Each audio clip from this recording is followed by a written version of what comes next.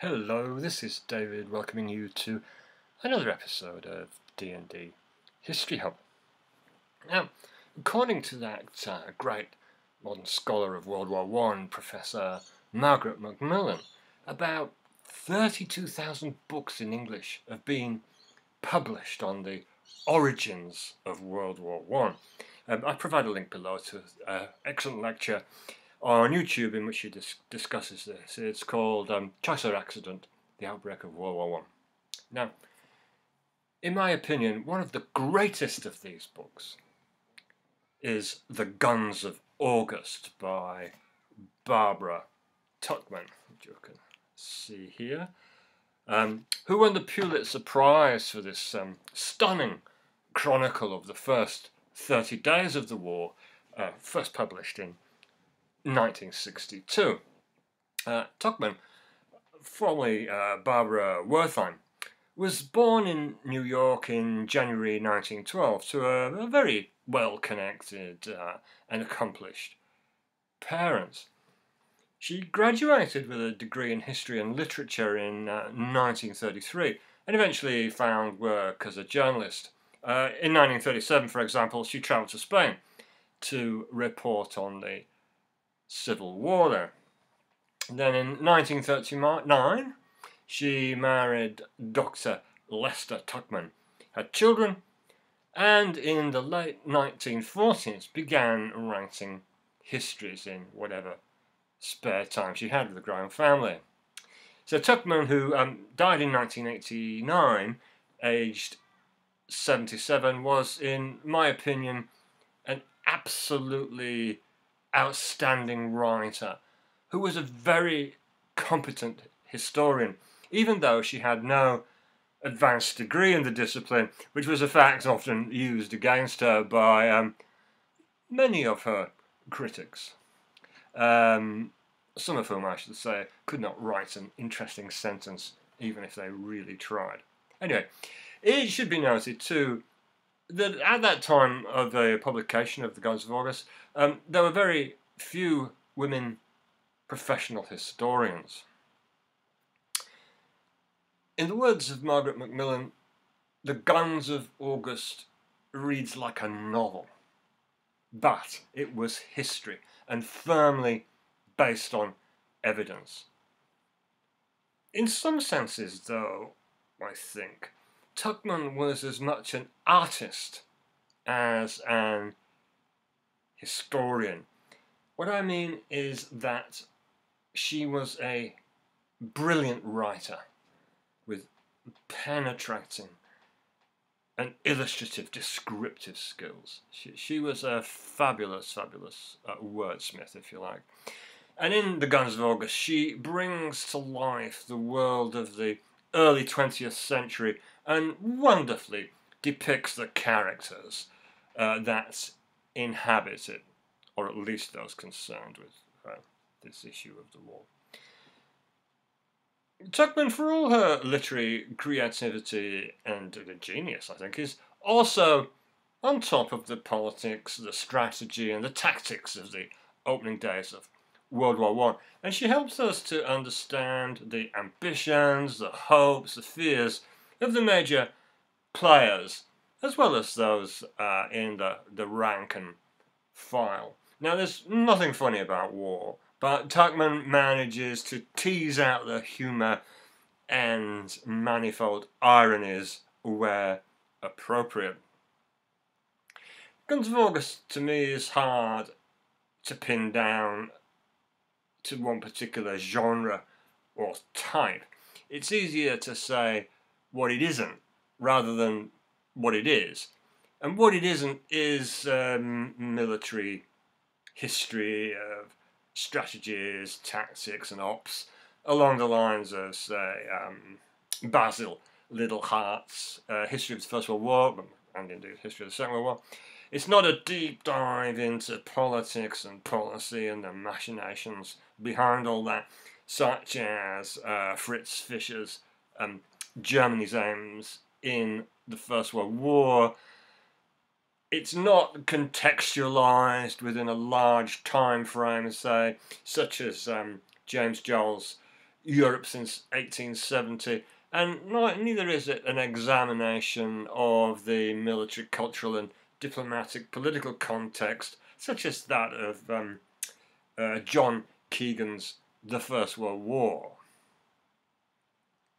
The book, all 483 pages of it in my edition here, begins on a May morning in 1910 with the gorgeous spectacle presented by 9 kings riding in the funeral procession of Edward VII of England.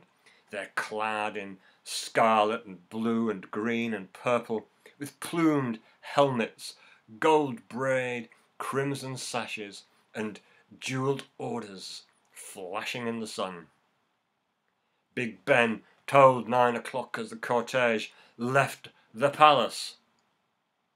But on history's clock, writes Barbara Tuchman, it was sunset, and the sun of the old world was setting in a dying blaze of splendour, never to be seen again.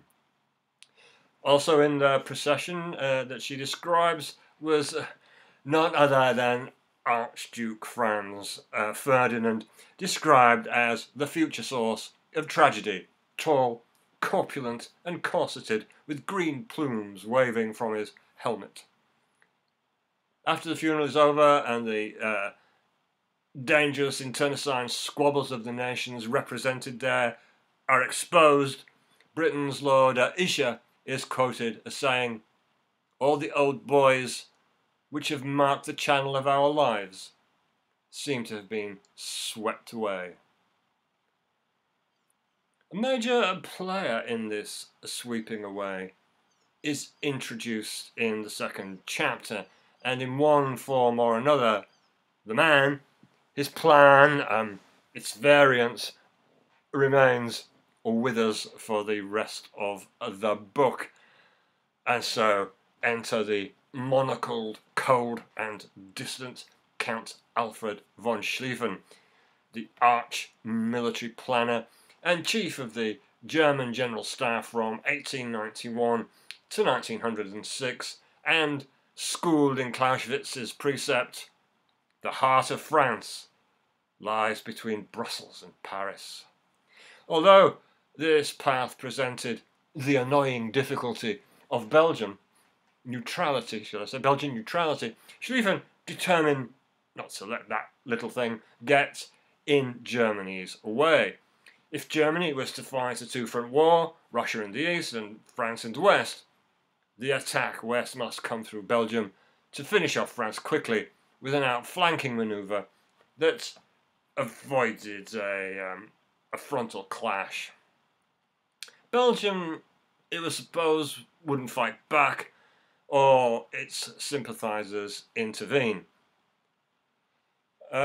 Before all this, Schlieffen actually retired in 1906 to be succeeded by General von Moltke, who made some adjustments to the plan and filled in details of troop numbers and movements, and, writes Tuchman, with infinite care, attempted to provide for every single contingency.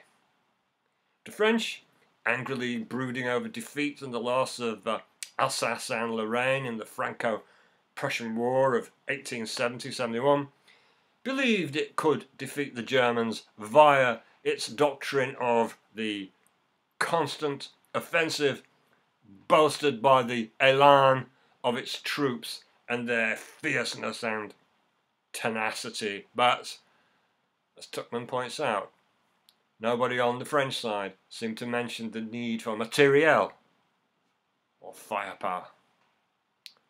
All this was to be tested. At 8:02 a.m. on August 4th, 1914, the Germans began the invasion of Belgium. On the same day in Paris, Tuchman records, "French soldiers in red trousers and big-skirted dark blue coats, buttoned at the corners, chanted as they marched through the streets.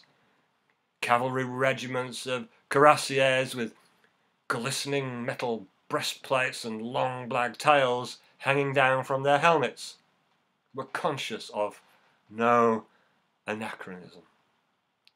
Later, Britain declared war on Germany. Germans could not get over the perfidy of it, she writes. It was unbelievable that the English, having degenerated to the stage where suffragettes heckled the Prime Minister and defied the police, were going to fight. Meanwhile, Tuchman recalls, Britain's Foreign Secretary Sir Edward Grey had observed the headlong rush to war in Europe, and standing in Whitehall one evening as the street lamps were being lit, he made the remark that has since come to epitomise the hour. The lamps are going out all over Europe. We shall not see them lit again in our lifetime. The Elegy for an Age, I think. Tuchman is extraordinarily adept at delineating the numerous and often larger-than-life characters who populate this book, such as France's General Joseph Joffre, who, she says, looked like Santa Claus and gave an impression of benevolence and naivete, two qualities not noticeably part of his character. And there's Sir John French, Commander-in-Chief of the British Expeditionary Force, who is mercurial at best. General Erich Ludendorff is friendless and forbidding. And of particular interest, to me at least, is Tuchman's depiction of the splendid French General Joseph-Simon Gallieni, who was appointed military governor of Paris at a time when it appeared the Germans would very soon occupy the city, and that they never did this, as Tuchman writes and explains and describes, was in large part due to his courage, his steadfastness, foresight and organisational skills. As part of all this, he managed to marshal Paris's taxicab drivers to ferry some 6,000 troops to the Marne front, a contribution that helped the Allies stop the Germans, deny them of a crucial victory, and which, ironically, led to the trench warfare stalemate that dogged the next 4 years. Tuchman reserves her highest praise for Joffre, without whom no Allied line would have existed to bar the German path. It was his impregnable confidence during the tragic and terrible 12 days of retreat that prevented the French armies from disintegrating into a shattered and fragmentary mass. The one thing France needed, Joffre had. It is difficult to imagine, she says, any other man who could have brought the French armies out of retreat in condition and position to fight again. So this is just a very small window into Tuchman's masterly account of an epic time in European history. It is worth reading in full, I think, not just for her historian's skills, but also to savour the art of a master writer. Thank you.